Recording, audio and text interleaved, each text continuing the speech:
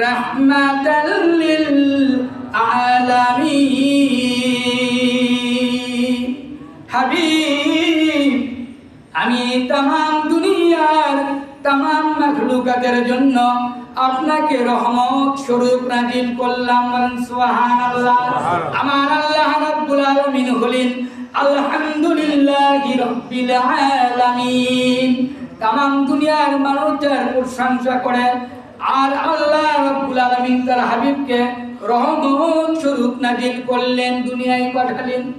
আমার ভাইয়েরা, এই ঘোষণা শোনার সঙ্গে সঙ্গে ফেরেশতারা বললেন যে আল্লাহ রাব্বুল আলামিন আমাদের অর্ডার করেছেন রাহমাতাল লিল আলামিন ছাড়া এই আসমানের দরজা কোনোদিন খুলবে না। স্বাগতম, আহলান সাহলান বলে দরজা খুলে দেওয়া হলো। প্রথম আসমানে গেলেন, আল্লাহর হাবিব দেখেন হযরত আদম আলাইহিস সালাম, যিনি আমাদের সকলের পিতা আবুল বাশার। আদম নবী আল্লাহর তাসবিহ তাহলিল পড়েন। আল্লাহর হাবিবকে জিবরাইল আমিন বললেন, ইয়া নবী আল্লাহ, ইনি আমাদের तमाम দুনিয়ার সমস্ত মানুষদের পিতা। শুধু মুসলমান নয়, মানুষ হিসেবে যারা দুনিয়ায় এসেছিলেন, হিন্দু, বৌদ্ধ, খ্রিস্টান, ইহুদি, নাসারা যত লোক এসেছিল, तमाम মানুষদের একমাত্র পিতা আদম। তার কারণ আদম নবীর তো বাপও নাই, মাও নাই। আদম নবীর আগে দুনিয়ায় কোনো মানুষ দুনিয়ায় ছিল না। এই জন্য প্রথম পিতা এবং প্রথম মাতা আদম এবং হাওয়া। আমার ভাইয়েরা, আল্লাহর হাবিব পরিচয় পর্ব শেষ করলেন। দ্বিতীয় আসমানে গেলেন, ইয়া সালাম, দুইজন আল্লাহর জিকির করেন, গল্প করেন। আল্লাহর হাবিবের সঙ্গে পরিচয় হলো। 3 নম্বর আসমানে গেলেন, হযরত ইউসুফ নবী দুনিয়ার तमाम মানুষদের মধ্যে সুন্দর মানুষ ছিল, তবে আল্লাহর নবীর চাইতে সুন্দর মানুষ দুনিয়ায় কেউ ছিল না। ইউসুফ নবী এত সুন্দর ছিল, তার চেহারা দেখার সময় মিশরের নারীরা লেবু কাটার প্রতিযোগিতা করতেছিল। কোরআনে এসেছে ঘটনা।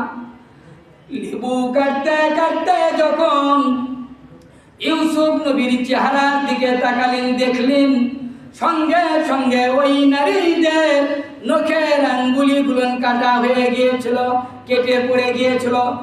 ইউসুফ নবীর চেহারা দেখার পর তারা সব ভুলে গিয়েছিল। তারা ছুরি দিয়ে অজান্তে তাদের আঙ্গুল কেটে ফেলে দিয়েছিল।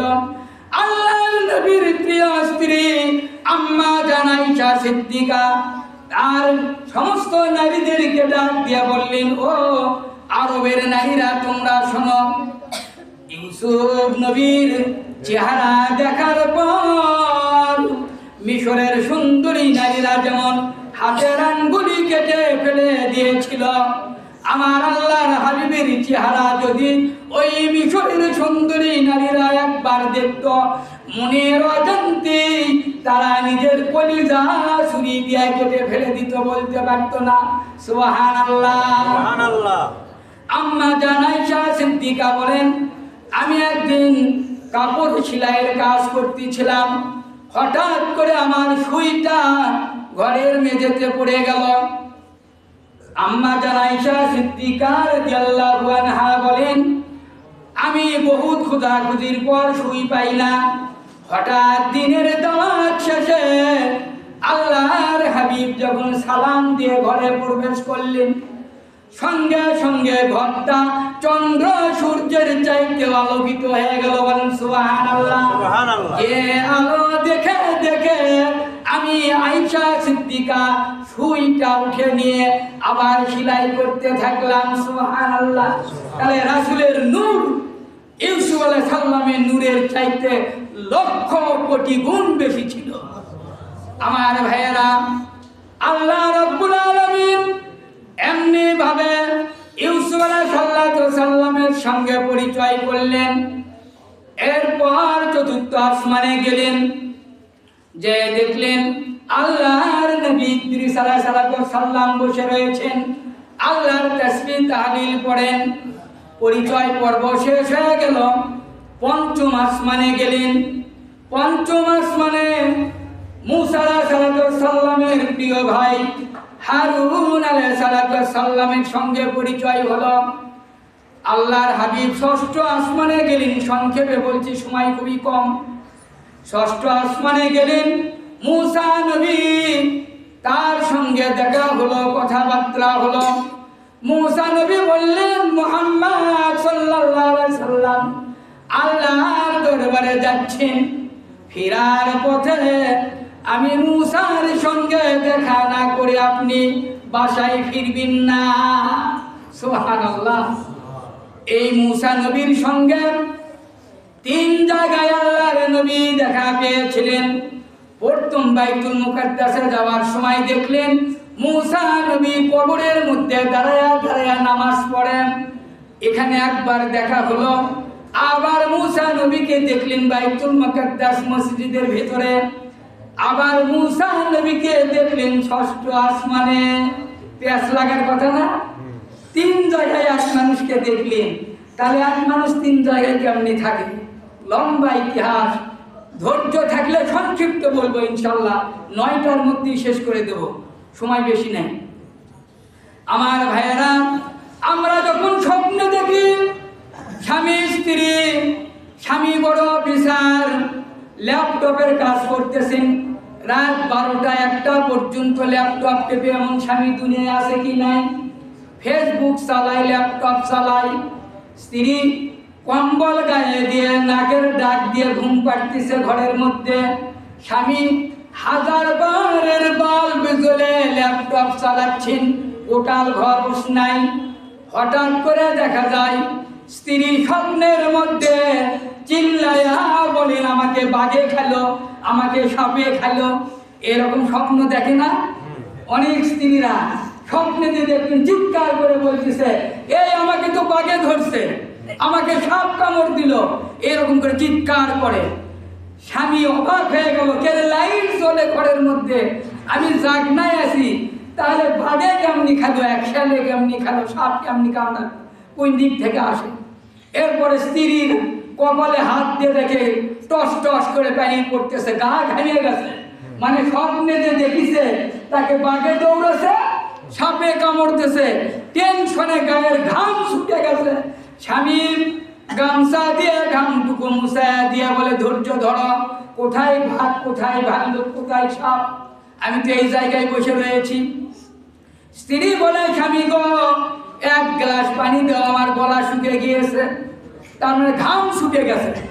যে আল্লাহ রাব্বুল আলামিন স্বামী জাগা থাকা অবস্থায় লাইটালা ঘরের মধ্যে স্ত্রীকে স্বপ্নের মধ্যে বাঘের কামড় দিয়া, সাপের কামড় দিয়া ঘাম ছুটাইয়া দিতে পারেন, ওই আল্লাহ রাব্বুল আলামিন কি 3 জায়গায় নিয়ে যেতে পারেন না নবীদের? আমার ভাইয়েরা, আমরা ছোটবেলা থেকে আলেমদের মুখে আওয়াজ শুনেছি, কবরের আযাব যদি হয়, বেঈমান হয়ে মারা গেলে তার কবরটা হবে জাহান্নাম, আর মুনাফিক হয়ে গেলে তার কবরটা হবে জাহান্নাম, মুমিন হয়ে মৃত্যুবরণ করলে কবরটা হবে জান্নাত। কবর থেকে জান্নাত পর্যন্ত শুরু করে দেওয়া হবে, কবরের মধ্যে জান্নাতের বিছানা বিছিয়ে দেওয়া হবে। এই কথা আপনারা শুনেন নাই? 8টা সহিহ বুখারী মুসলিমের হাদিস। কিন্তু আমরা নিজে চোখে দেখলাম, কোন মিয়া যদি আত্মহত্যা করে অথবা গলায় দড়িতে মারা যায়, তার বাবা মা মেনে নেয় না, স্বামীর উপর মামলা করে। 2 মাস 3 মাস পর কবর থেকে লাশ আবার উঠানো হয় পোস্টমর্টম করার জন্য। এরকম ঘটনা আপনারা শোনেননি, দেখেননি? তাহলে কবর যে 2 মাস পর খোঁড়া হলো, কবর খোঁড়ার পর কোথায় জান্নাত কোথায় জাহান্নাম কিছু দেখেন নাকি? কবরের মধ্যে কি জান্নাত আর জাহান্নাম খুঁড়ে দেখা যায় নাকি? কবর খুঁড়ে দেখেন তো হাড্ডি পর্যন্ত বসে গেছে, কিছুই নাই, খালি মাটি আর মাটি। তো মৌলবীরা যে ওয়াজ করে যে জান্নাত থেকে কবর পর্যন্ত সুরঙ্গ করে দেওয়া হবে, জাহান্নাম থেকেও দেওয়া হবে, তা কই জান্নাত কই জাহান্নাম? আমার ভাইরা, আমার আল্লাহ রাব্বুল আলামিন তার কুদরতে জান্নাত জাহান্নাম বানায়া দিতে পারেন সুবহানাল্লাহ। এই স্বপ্নের মতন, স্বপ্নের মধ্যে যেমন ঘাম ছুটাতে পারেন, আমার আল্লাহ রাব্বুল আলামিন মুমিনদের আত্মা ইল্লিনে রেখে দিয়ে জান্নাতের সর্বোচ্চ মাকাম দিতে পারেন সুবহানাল্লাহ। আবার সিজ্জিনে রেখে দিয়ে জাহান্নামের সর্বনিম্নে তাকে রাখতে পারেন। সমস্ত ক্ষমতার মালিককে আমার ভাইয়েরা, ওই আল্লাহর হাবিব মুসা নবীকে এমনি ভাবে 3 জায়গায় দেখলেন।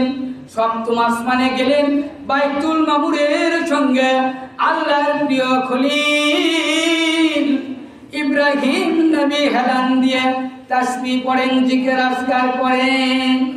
তার সঙ্গে পরিচয় হলো। জিবরাইল আমিন বললেন, ইয়া নবী আল্লাহ, মিল্লাতা আবিকুম ইব্রাহিম হুয়া সাম্মাকুমুল মুসলিমিন। তামাম দুনিয়ার মুসলমানদের জন্য যে নবীকে আল্লাহ জাতির পিতা হিসেবে ঘোষণা দিয়েছেন, ইনি সেই ইব্রাহিম নবী। আল্লাহর হাবিবকে বললেন, আপনি তাকে সালাম দেন। দুনিয়ায় আসার পর আল্লাহর হাবিব সাহাবীদের উদ্দেশ্যে বলেছিলেন, ও আমার সাহাবীরা, জাতির পিতা ইব্রাহিম আমাদের বাবা, তোমরা কি ইব্রাহিম নবীর চেহারা কেমন শুনতে চাও? সাহাবীরা বললেন, হ্যাঁ ইয়া রাসূলুল্লাহ, ইব্রাহিম নবীর তো দেখিনি, তার চেহারাটা কেমন একটু বলুন। আল্লাহর হাবিব বলেন, ইব্রাহিম নবীর চেহারা আর আমি নবীর চেহারার দিকে তাকাও, একই চেহারা দুইজনের। সুবহানাল্লাহ।